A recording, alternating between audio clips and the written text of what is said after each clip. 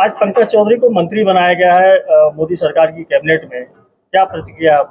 देखिए, दूसरी बार मैं माननीय प्रधानमंत्री नरेंद्र मोदी जी को धन्यवाद देता हूं कि उन्होंने महाराजगंज के लोकप्रिय सांसद पंकज चौधरी जी को दूसरी बार मंत्रिमंडल में शामिल करके महाराजगंज का स्वाभिमान और सम्मान बढ़ाया है। और पूर्वांचल ही नहीं, पूरे भारत में विकास की लहर माननीय पंकज चौधरी जी के बनने से दौड़ेगी।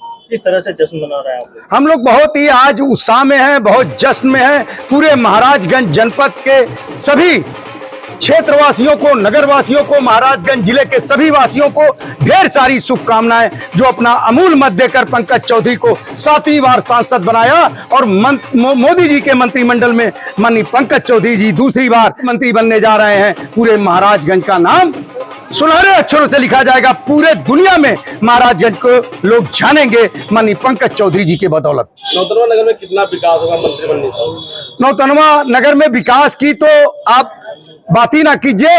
अब जो मौका मिला है वो विकास की लहर उठेगी। जितने अधूरे काम छूटे हैं सारे काम पूरे होंगे, ये माननीय मंत्री जी ने स्वयं कहा।